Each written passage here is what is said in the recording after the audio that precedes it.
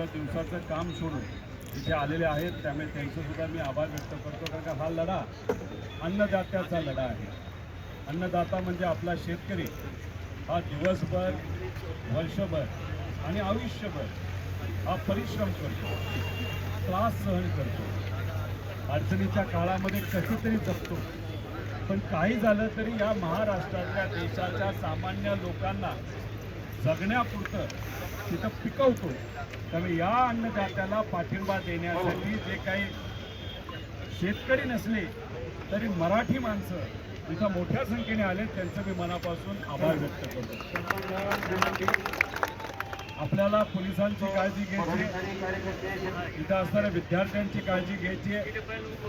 आपण अनेक आपले पदाधिकारी चारी रस्त्यावर तिथे ठेवलेले आहेत, जेणेकरून एखादी ॲम्ब्युलन्स आली, त्या ॲम्ब्युलन्सचा प्रवास सहज सोपा हॉस्पिटलपर्यंत व्हावा, त्यांना मदत करावी.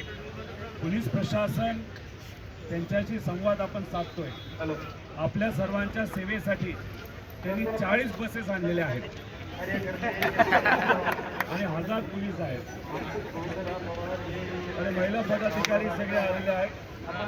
आता ह्याच्यात आपण त्याला कुठलीही अडचण आली का आपण काही पदाधिकारी आम्हाला तुम्ही सांगा, आम्ही स्वतः त्यांची सेवा करू. आणि बरेच 3 दिवस मी शहरात लोकांना भेटतो,